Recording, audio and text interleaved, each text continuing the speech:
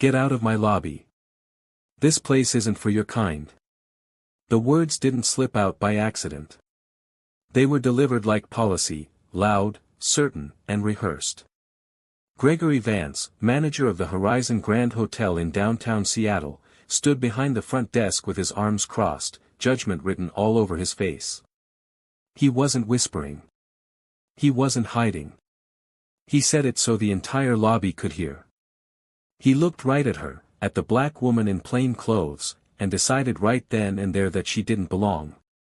What he didn't know was that in exactly 9 minutes, the woman standing in front of him would fire him and every single member of his team right there in the very lobby where he had just tried to humiliate her. Before we get into this, tell me, where are you watching from? Comment your city below. And if this moment stopped you in your tracks the way it did the guests around her, hit that subscribe button and give the video a like. Now, let's rewind to how this moment started. Aisha Carter walked through the glass doors of the Horizon Grand alone. No assistant, no designer purse, no brand labels, just a black t-shirt, fitted jeans, and calm eyes that had seen this scenario before. She took slow, confident steps across the marble floor. Her sneakers barely made a sound, but her presence sent a ripple through the lobby. She approached the front desk. Behind it stood Gregory, 48, flanked by 2 clerks, Lauren Hayes, 30, with a tight ponytail and tighter smile, and Kevin Patel, 27, arms folded, eyes already narrowed in suspicion. None of them greeted her. None of them smiled. They just looked her up and down like a problem waiting to happen. I have a reservation, Aisha said evenly. Penthouse suite. The name's Carter. Gregory squinted at her like he misheard. That's a very high-tier room. Are you sure you booked the right hotel? Aisha didn't answer the insult. She calmly slid her ID and black credit card across the counter. Gregory picked them up with 2 fingers, holding the card like it might stain him. Strange, he muttered. This looks suspicious. Lauren pressed a button on the desk. Her voice rang out over the intercom, "Security, we may have an unauthorized guest trying to access one of our premium suites.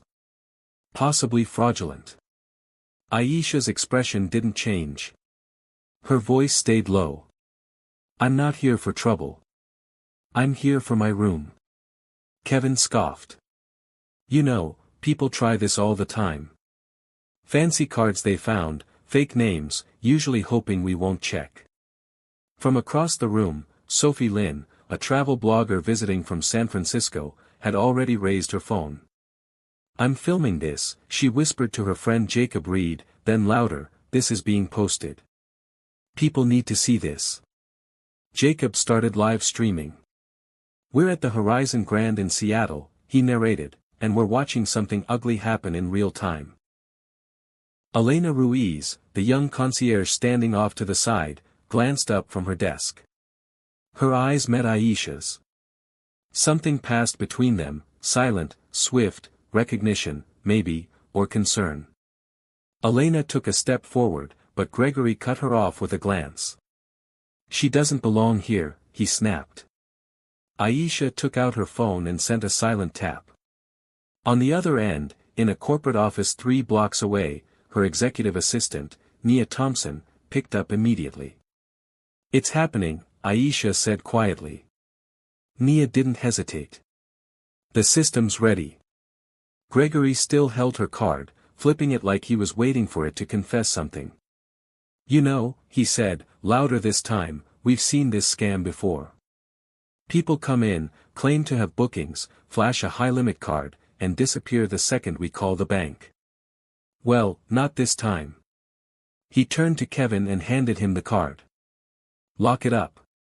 Kevin took it eagerly and walked to a small cabinet. He opened a drawer behind the desk, revealing a brushed steel safe with exaggerated care. He placed the card inside and slammed the door shut. "You're done here," he said with a smile. Sophie, filming, exclaimed, "They just took her card." Jacob stepped closer. "That's theft. That's not policy." Aisha didn't move. Her voice stayed calm. You're going to regret this. At 24, Aisha had walked into a boutique hotel in Atlanta after a red-eye flight. She was dressed in sweats, exhausted from meetings, and had a confirmed reservation. The man at the desk looked her up and down and said, "You don't look like someone who'd stay here." He told her the system was down and she could come back when the manager was around. She slept in her car that night.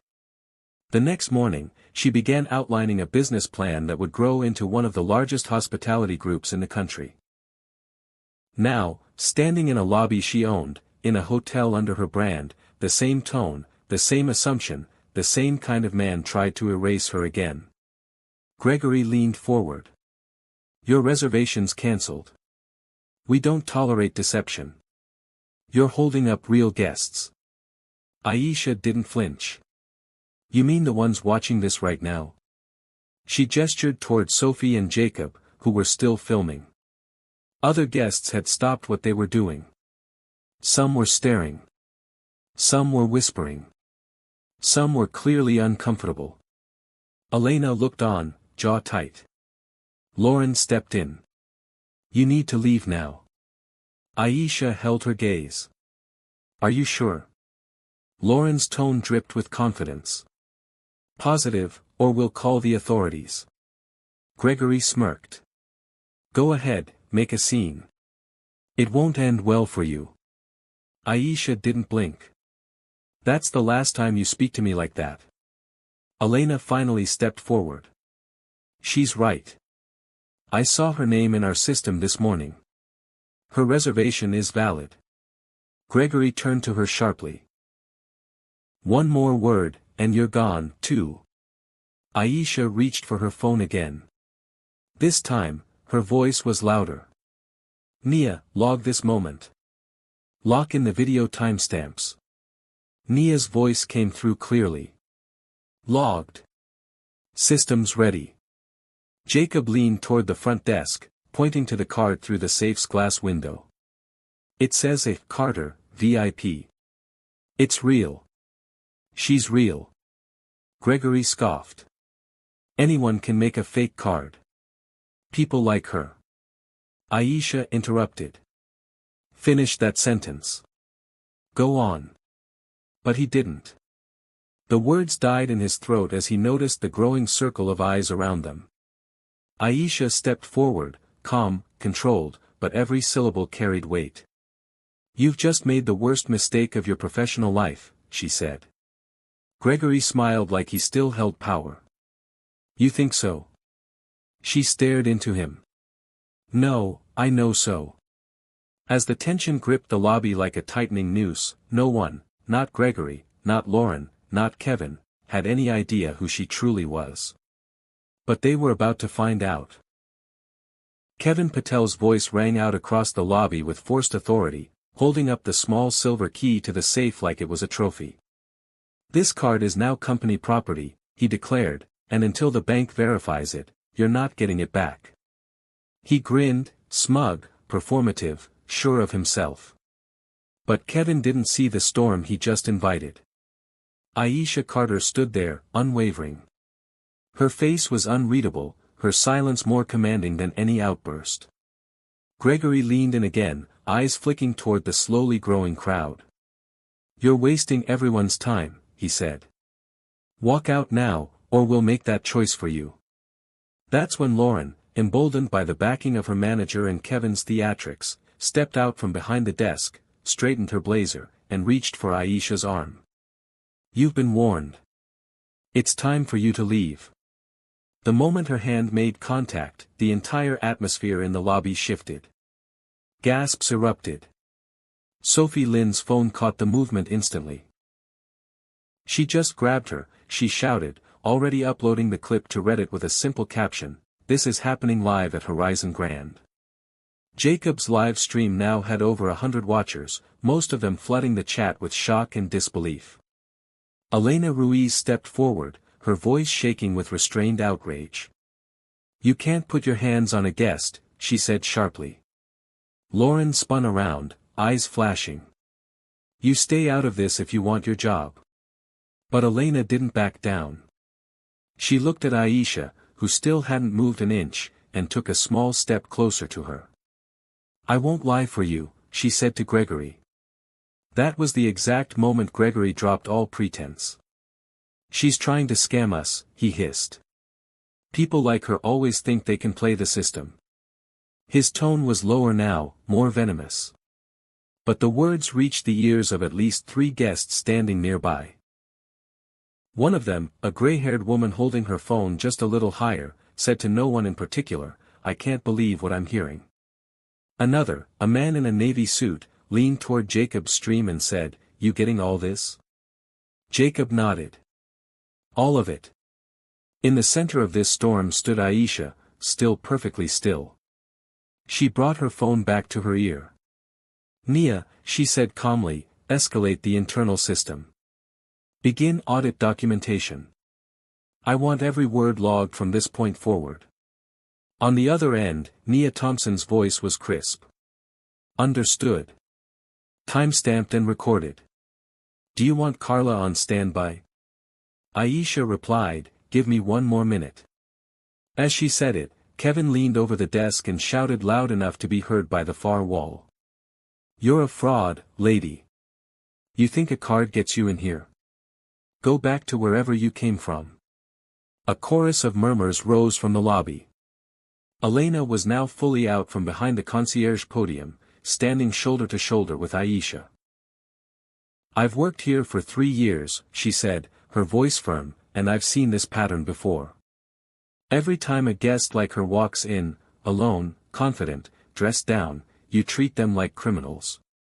Gregory's eyes narrowed. "And every time someone questions it," Elena continued, "you say it's policy, but it's not. It's you." Backstory seeped into Aisha's mind. She was 16, dressed in her Sunday clothes, waiting in a hotel lobby in Charlotte.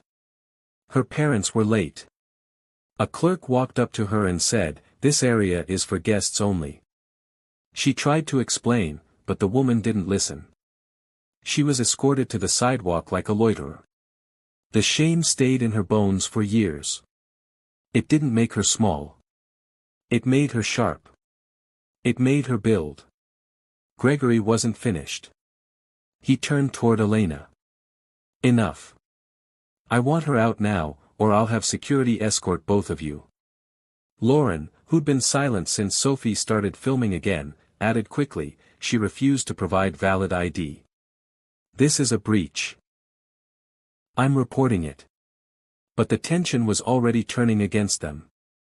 Jacob, still filming, turned the camera toward his own face. "Just to be clear," he said, "we're watching a guest be harassed by hotel staff after providing her name, card, and ID. And now they're physically trying to remove her. This is not just bad service. This is disgusting." Aisha turned to Kevin, her voice no louder than before. "Return my card now." Kevin leaned over the counter, smirking. "Or what?" Aisha's eyes didn't move. "Or you'll be locked out of the Horizon system for life. No employment, no references, no appeal." Lauren snorted. "You don't speak for Horizon." But Elena spoke up immediately. "She does." Gregory's voice snapped like a whip. "You're out of line, Elena. You don't even know who she is." Sophie interjected from the side. "Oh, she does. We all do." She turned the camera back to Aisha. "Look at how she's standing. Look at how calm she is. That's not someone begging for service. That's someone letting you dig your own grave." Aisha's voice stayed steady. "Kevin, one last chance." Kevin looked unsure for the first time. Gregory tried to salvage the moment. "This isn't about anything personal. It's about protocol." But his words came too late. Sophie and Jacob's videos were already spreading, and guests were whispering about what they'd just seen. One man said, "I've stayed here for years. Never again." A young woman holding a carry-on suitcase turned to Elena and asked, "Is she really who I think she is?" Elena didn't answer, but her silence said enough. Then, the twist that shifted the lobby's temperature completely. Elena stepped forward, voice louder now. This isn't the first time Gregory ignored complaints like this. He's been warned. I logged 3 of them last month. 2 from solo women of color. All dismissed. Gregory's face flushed red. That's a lie. Jacob swung the camera toward him. You sure? Aisha looked around slowly. Every phone was raised now. Every guest paying attention. She said to no one in particular, but loud enough for every person to hear, your time running this place unchecked is over. Gregory tried one more desperate move. Fine. If you won't leave, I'll call the cops myself. Aisha smiled. Please do. For a moment, Gregory hesitated because, for the first time, he saw something in her face that unsettled him. Not fear, not uncertainty, power, controlled, silent, and far beyond his reach. Guests began to move, subtly but deliberately, stepping between Aisha and the front desk. They didn't know her name yet, but they knew enough. One woman rolled her suitcase directly into Lauren's path. Another man pulled his phone charger from the desk outlet and stood beside Elena. Jacob turned his phone around, capturing the growing crowd. They're protecting her now, he said into the stream. Aisha, still in the center, took a single step forward and said one sentence. This lobby belongs to me. The words didn't shout. They didn't need to. Kevin's smirk faltered. Lauren looked down. Gregory blinked. In that split-second silence, the lobby, once hostile, began to turn. How would you have responded if someone tried to push you out of a hotel you owned? Share your thoughts in the comments below. Throw her out now. Gregory's voice cracked across the marble lobby like a gavel, desperate to regain control that had already slipped through his fingers. The lobby wasn't quiet anymore. Phones were raised. Whispers were now open protests. But Gregory, red-faced and trembling with authority he no longer truly held, pressed forward anyway. She's trespassing. She's a liar, he bellowed. He turned toward the intercom and slammed his hand down on the button.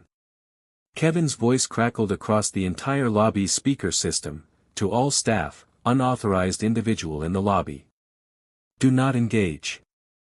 Repeat, do not engage with this guest. Fraud alert. The moment the announcement ended, the silence that followed was heavier than the words themselves. Aisha didn't flinch, but the guests did. Sophie Lynn shouted from the corner, she's not a fraud. We're recording everything. Her voice trembled, not with fear, but with fury. Jacob's live stream view count had jumped past 2,000. Comments rolled in like waves, that's theft. Unreal. How is this happening in a luxury hotel? A mother with her teenage daughter backed away from the check-in line, whispering, they're going to regret this. Meanwhile, Lauren, shaken but still following Gregory's lead, grabbed Aisha's arm again and yanked her toward the exit. Let's go.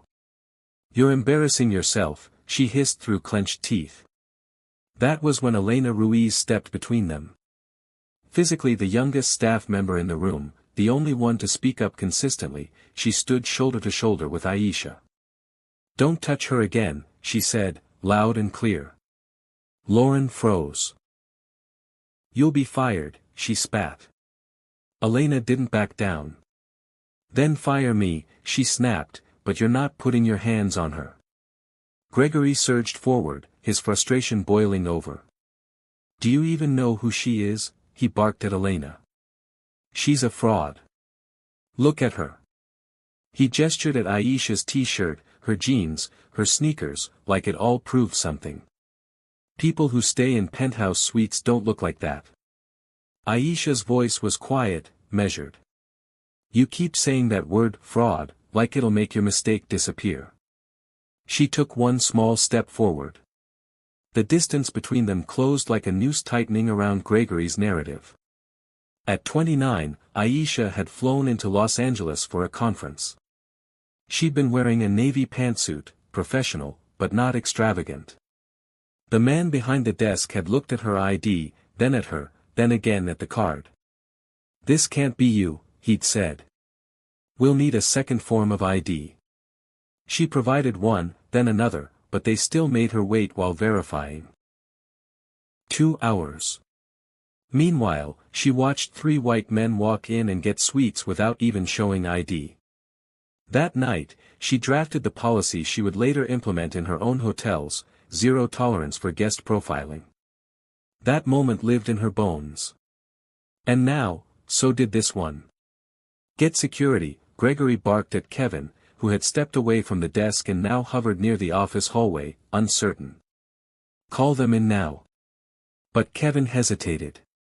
His confidence had cracked because in front of him stood not a woman begging for entry, but someone who knew something he didn't. And worse, guests were watching. Sophie's phone moved from face to face, capturing every twitch of guilt, every flinch of power. Jacob, still live streaming, turned toward a guest standing nearby. "Sir, what are you seeing here?" The man replied without hesitation, "I see someone getting thrown out of a hotel she clearly belongs in." Gregory spun. "That's slander. She hasn't proven anything." Aisha calmly turned her phone toward the crowd. "Would anyone like proof?" Jacob immediately called out, "Show them." But she didn't lift a badge or pull out a contract. Instead, she turned to Elena and asked softly, "Do you see my name in the reservation system?" Elena nodded. "Yes, it's under a Carter penthouse, checked in remotely." "And is the VIP tag attached to it?" Aisha continued. Elena nodded again. "Yes, marked as executive level override, owner level clearance." The lobby fell quiet. Gregory's eyes darted. That could have been faked. She could have hacked in. Sophie snapped, "You really think someone walked in off the street, hacked your system, and brought 2,000 witnesses with them?" Lauren, suddenly pale, looked down at the floor. Kevin stepped forward hesitantly. "I locked the card in the safe under your instruction, Greg. What if we're wrong?" Aisha turned toward him. "You were told to steal from me. That's what you did. But you had a choice." Kevin's mouth opened, then shut again. Then the crowd shifted. A guest, an older woman with white hair and a floral scarf, moved forward. She positioned herself between Aisha and Lauren and said simply, "You're not laying a hand on her again." Another man joined, then a woman with a stroller. Within seconds, a loose half-circle had formed in front of Aisha, as if the guests themselves had drawn a boundary. Gregory stood behind the desk, suddenly looking much smaller than he had moments ago. Aisha looked around at the human barrier that had risen without her asking. "This is what happens," she said softly, "when silence stops being an option." Jacob turned his phone to the crowd. "They're standing with her now," he said into the camera, "and I don't think they're going anywhere." Gregory's desperation hit its peak. He shouted over the lobby noise, "You're all being manipulated. She's playing you." And then Kevin, still holding the intercom mic, whispered something barely audible, but the whole lobby heard it as it echoed through the speakers, "She owns the place, doesn't she?" It hung in the air like smoke. Sophie slowly panned her phone toward Aisha's face. "Do you?" she asked, breathless. Elena stepped forward. "She does." Gasps rippled across the room. A man near the lounge chairs whispered, "Wait, this is her hotel." Lauren turned to Gregory in horror. "You said she was lying." Gregory didn't speak. Jacob looked into his lens. This is the moment everything changed. Aisha stepped forward again, now past Elena, past the half-circle of guests, right up to the front desk where Gregory stood frozen. "You wanted me out," she said evenly. "You framed me. You called me a thief. And you humiliated me in my own lobby." Gregory opened his mouth, but no words came out. From her phone, Nia's voice came through loud and clear. "Aisha, Carla is ready."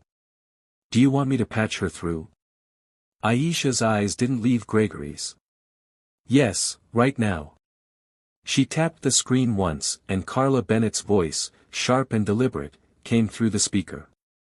Aisha, everything's prepared. We're standing by for your authorization. Aisha took a breath. Terminate Gregory Vance. Terminate Lauren Hayes. Terminate Kevin Patel. Immediate removal from the Horizon system. Freeze their access credentials and log today's incident for legal audit. A beat of silence. Confirmed, Carla said. Processing now. In that instant, Gregory's access badge buzzed red. So did Lauren's. So did Kevin's. They were locked out live in front of every guest. No shouting, no theatrics, just justice, quiet, complete, irreversible. In the eyes of every guest present, a single truth became clear: this woman hadn't just defended herself, she had dismantled a system in 9 minutes flat. What would you have done if you witnessed this? Let us know in the comments below. Gregory Vance's last shred of composure shattered the moment his access badge buzzed red. He stared at it, stunned, like it had betrayed him. Kevin's face drained of color as his own badge blinked the same error, locking him out of the Horizon system in real time. Lauren froze, lips slightly parted, still gripping the edge of the counter as if hanging on would somehow keep her job from vanishing beneath her feet. But the lobby had already shifted. What once felt like a theater of dominance now pulsed with rebellion. Elena Ruiz, no longer the silent concierge, stood tall beside Aisha, her jaw tight, her voice steady. They've been removed, she said, loud enough for every guest to hear. They don't speak for Horizon anymore. Gregory erupted. This is illegal. You can't just, this isn't how hotels operate. He turned to Lauren, desperate. Call corporate. Get someone on the line now. But Lauren's hands trembled as she checked her phone. Blocked. Horizon's internal system has shut down my staff login credentials. I'm locked out, she whispered, panic blooming across her face. Everything's gone. Kevin tried to step toward the safe to retrieve Aisha's card, but Elena raised her hand. Stop right there, she commanded. You're no longer authorized to handle guest property. Step away from the counter. Kevin hesitated, then backed off slowly. Then the final push. Gregory, boiling in embarrassment, lashed out in the worst way possible. Do you really think this circus makes you a leader? He snarled at Aisha. You tricked your way in. You humiliated us in public. You'll be sued for this. But his voice cracked, just slightly, when he said it. He was no longer in control, and he knew it. Aisha, still calm, tilted her head slightly. You think leadership is about hiding things, Gregory? Manipulating perception? She gestured to the guests around them. Leadership is when people who've been ignored for too long finally speak up, and they're heard, right on cue. A woman in the crowd raised her voice. You never took my complaint seriously last spring, she said. I emailed about an incident at check-in, and no one followed up. You were the one who responded and dismissed it. Gregory turned sharply to see her face, then looked away, recognizing her. Another voice. I was charged twice for a room and got no response until I threatened legal action. A man chimed in from behind the lounge chairs. I asked for an ADA-compliant room and was told none were available, then watched someone else check in and get one. One by one, guest voices became a chorus of past slights and denied accountability. Elena stepped forward again, now emboldened by truth and consequence. I logged 3 complaints in the last 2 months alone about biased behavior at the front desk. They were dismissed every time. Gregory signed off on the dismissals himself. Lauren backed up until she hit the wall, eyes darting between guests and her former coworkers. Greg, what is this? She whispered. They're turning on us. Gregory's voice was now reduced to a whimper. They're just angry. This will blow over. But it didn't. It grew. Jacob panned his live stream across the lobby. This is what a reckoning looks like, he said to his viewers. They pushed too far, and now the guests are speaking. Then the moment that cemented it all. Sophie Lynn pulled up her Reddit post, now viral. Hundreds of comments, dozens of reposts, screenshots of Kevin's intercom announcement, "This card is now company property."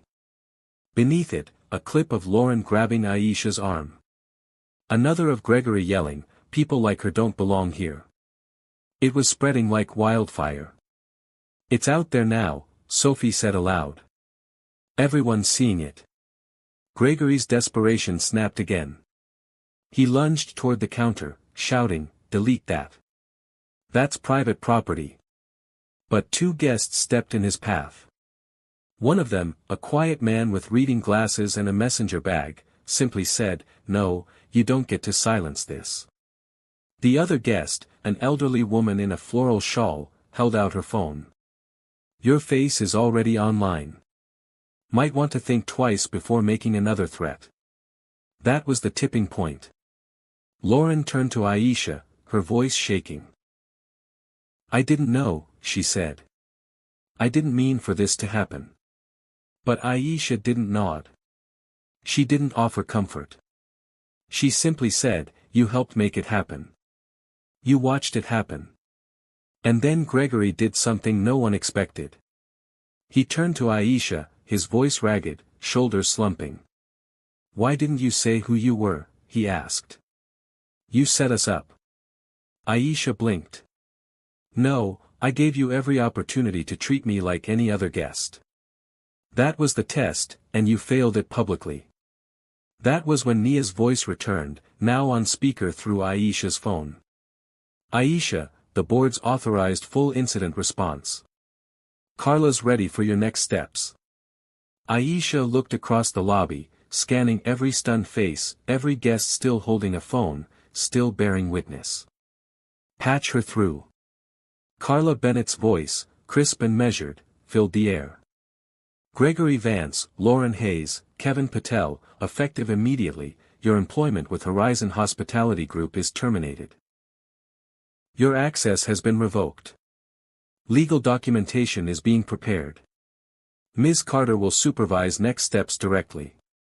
The weight of the words hit like thunder. Kevin tried one last protest. "This is insane.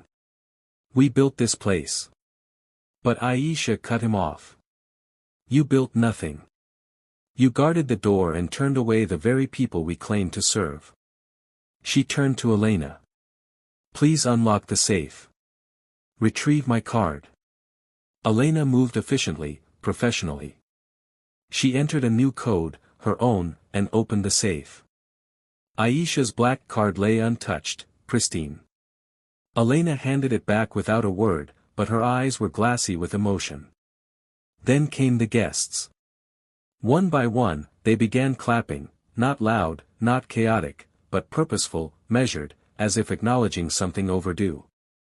Aisha looked out over them and spoke, not with anger, but with certainty. "This wasn't just about me. This was about every guest who was told their presence was a problem, about every complaint that disappeared, every policy used to humiliate instead of serve. That ends today." Gregory, Lauren, and Kevin stood behind the counter, stripped of title, of power, of audience, and yet the consequences had only begun. Aisha turned back to her assistant through the phone. "Nia, we're proceeding with full lobby-level reform. Prepare the statement and elevate Elena Ruiz's status. She'll be leading this location." "Yes, ma'am," Nia replied. And with that, Aisha Carter stepped forward, no longer mistaken, no longer anonymous. She had just taken her hotel back, one decision at a time. Aisha Carter stood at the center of the marble lobby, silent, composed, while the three disgraced employees she had just fired stood frozen behind the front desk, faces pale, reputations shattered, their power extinguished. Gregory's eyes, once filled with arrogant command, now flicked rapidly between the guests, the live-streaming phones, and the woman he had just accused of being a fraud. Kevin stared blankly at the safe, now open and empty, its only contents, a black card he had mocked, resting securely in Aisha's hand. Lauren had gone quiet, lips slightly parted, her gaze locked on the floor, no longer daring to meet anyone's eyes. Around them, the guests remained fixed in place, unwilling to turn away. The tension had not eased, it had evolved into anticipation, as if everyone in the room knew they were on the edge of something permanent. Aisha turned slowly, facing the crowd. Then, adjusting the hem of her plain black t-shirt, she stepped forward and spoke, not for the cameras, not for applause, but with the clear, unwavering tone of a woman who had earned the right to every word. "My name is Aisha Carter," she said. "I am the founder and CEO of Horizon Hospitality Group. And as of this moment, I am reclaiming this hotel, not just from the people who misused their roles, but from every excuse they ever hid behind." The words hit the lobby like a shockwave. Phones lowered slightly. Eyebrows rose. One guest audibly gasped. Another whispered, "She owns it." The whole company. Jacob's live stream comments exploded in real time, "CEO. This just flipped everything. What a move." Gregory stumbled forward. Wait. This isn't how we do things. You're the CEO. You should have, there's protocol, there are procedures.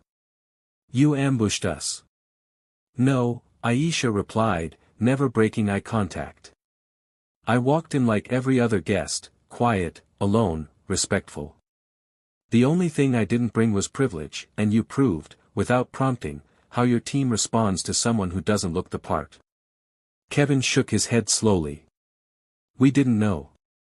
We couldn't have known." "You didn't need to know," she snapped.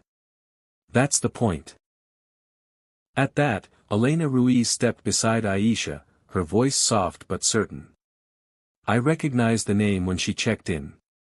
I saw the sweet tag, the override clearance. I knew who she was, but I didn't speak up, not right away. "I'm sorry for that." Aisha turned to her. "You did more than anyone else in this lobby. You told the truth. You stood up, and now you'll be promoted to guest services director for this property, effective today." Elena's eyes widened, stunned. A few guests began to clap again, slower this time, not for spectacle, but for justice. A moment of quiet triumph unfolded in the lobby. Lauren spoke for the first time in minutes. "I didn't mean for it to go this far," she said, her voice trembling. I didn't know what to do." Aisha regarded her carefully. "You had a choice, Lauren. You made it when you pressed the intercom, when you grabbed my arm, when you laughed, when you watched your colleague lock away my card like I didn't matter." Then, without warning, Lauren cracked. "It was Gregory," she cried. "He told us how to deal with people who didn't match our top-tier guests. He said we were just protecting the brand image. I thought it was normal." Gregory whipped his head around, furious. "That's a lie." Aisha raised a hand, stopping them both. "No, it's not a lie. It's a confession, and we will document it." Carla's voice returned over the call, steady and cool. "We've logged the admission. This will be escalated to the compliance and legal teams." A few guests nodded in approval. One woman, holding her toddler, said aloud, "About time someone was held accountable."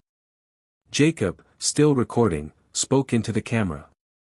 "She didn't just fire them, she exposed the whole system from the top down." Kevin stepped forward weakly. "What happens to us now?" "You'll receive formal notice of termination," Aisha said. "Your names will be flagged across Horizon's hiring network. You're banned from future employment with any of our properties. And if we discover prior misconduct covered up under your supervision, further action will follow." Gregory stared at her like a man who had just realized he had underestimated the wrong person. "All this because you wanted to prove a point?" "No," she said coldly. All this because I'm tired of people like you deciding who deserves respect based on appearances. From the crowd, Sophie raised her voice. They tried to erase her, and now she's rewriting the rules. Aisha stepped aside, allowing Elena behind the front desk. Reset the check-in system. Suspend pending reservations flagged under Gregory's staff ID. We'll reach out to all affected guests and offer them compensation. Elena nodded and got to work, hands steady now, empowered. Aisha turned to the guests.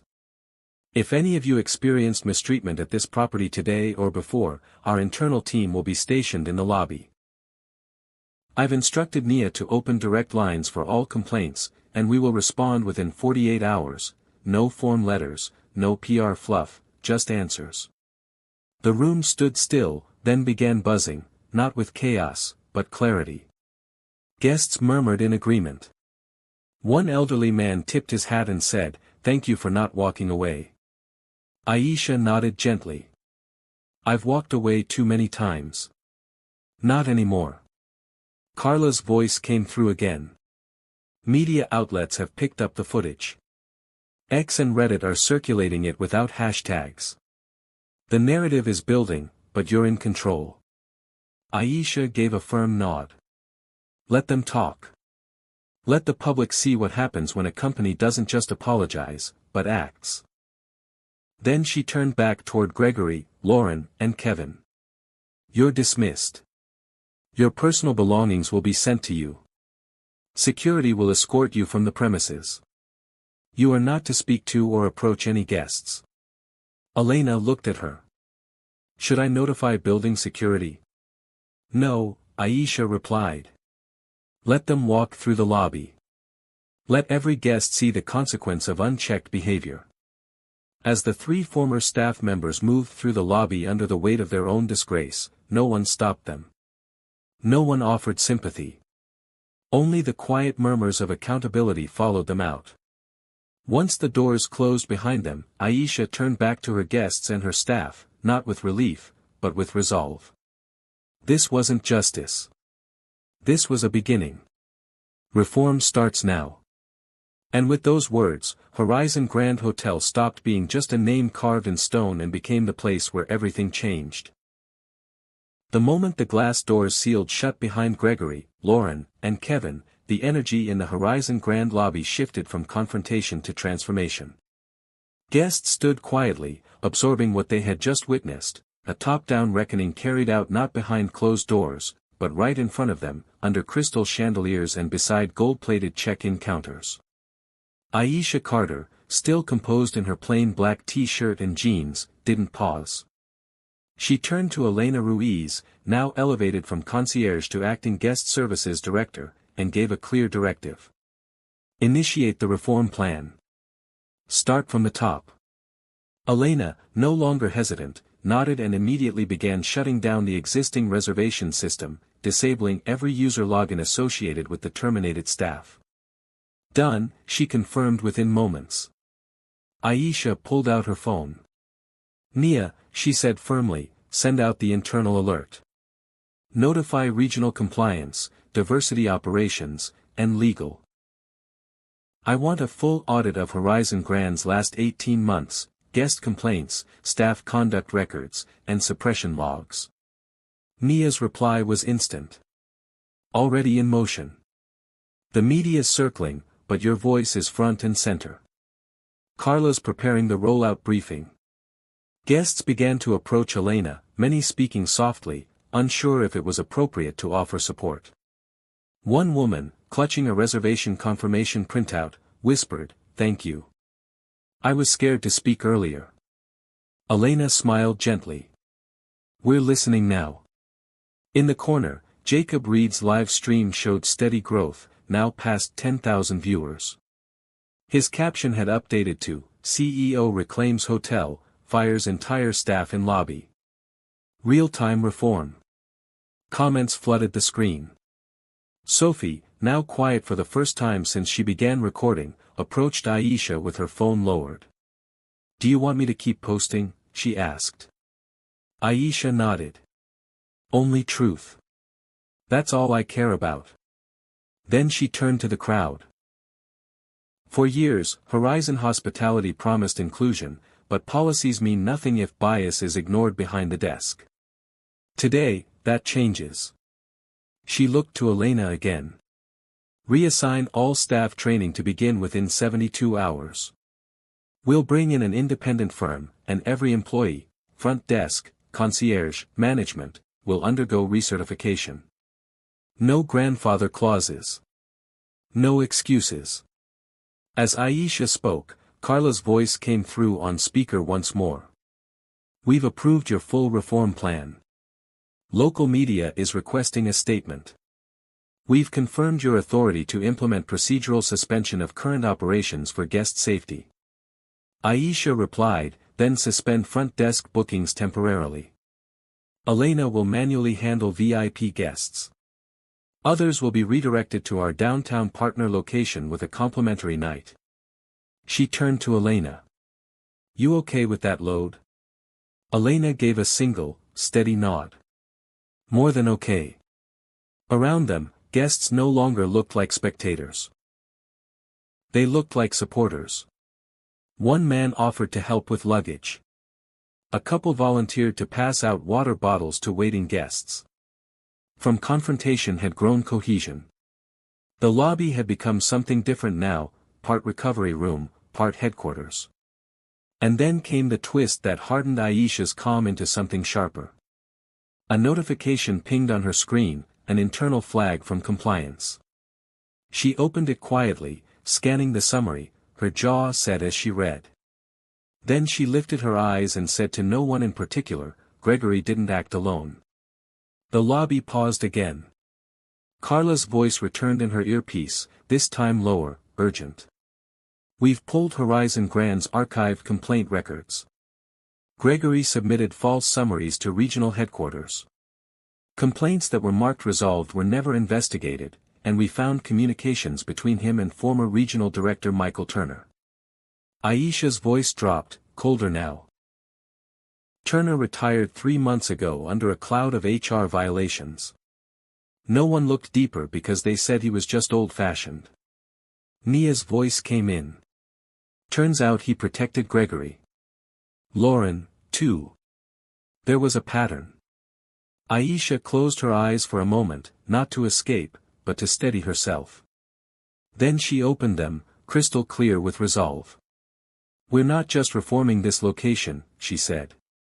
We're initiating a full horizon-wide review, every flagged employee, every buried complaint, every fake resolution. She turned to Jacob, who was still filming. You can show this part, she said. People need to know that rot starts from the root, and we're digging it out. The guests around her nodded. Some looked stunned, others relieved. One woman in her 70s whispered, I've waited years to see someone in charge actually do something. Sophie turned to her stream. We came for a vacation, she said, but we witnessed a revolution. Aisha glanced around the lobby. She didn't see walls and marble anymore. She saw a symbol of what hospitality could be and what it had failed to protect for far too long. This hotel was never broken because of its decor or design, she said. It was broken because people were trained to smile at some guests and interrogate others. Her eyes moved across the room. That era ends today. And the rebuilding began. 3 months later, the Horizon Grand Hotel no longer resembled the place where Aisha Carter had been humiliated in front of dozens of strangers. The marble floors remained polished, the chandeliers still glittered, and the velvet chairs still invited guests to sink into quiet luxury. But the silence that once carried judgment now carried welcome. A framed portrait of Aisha now hung near the check-in desk, not for vanity, but for accountability. Beneath it, a plaque read, This space belongs to every guest, no exceptions. Guests walked in and out without fear of being second-guessed based on appearance, accent, or attire. And behind the desk stood Elena Ruiz, now permanently appointed general manager, not just as recognition of courage, but because she redefined what leadership looked like at Horizon. The reform Aisha implemented rippled far beyond Seattle. Horizon Hospitality Group launched a sweeping initiative, auditing all 57 of its properties across the U.S. Dozens of previously ignored complaints resurfaced, and new staff-wide training protocols were enforced company-wide. Each hotel adopted a new equity compliance panel, rotating guest advisors, anonymous feedback systems, and zero-tolerance enforcement with real accountability. As for the guests who had witnessed the incident that day, they received personal letters of thanks and follow-up calls, not from public relations interns, but from Aisha herself. "You stood when others looked away," one message read. "That matters." Sophie Lin and Jacob Reed, whose live streams had ignited national media coverage without a single hashtag, were invited to speak at Horizon's Internal Leadership Summit, where they emphasized the power of real-time accountability.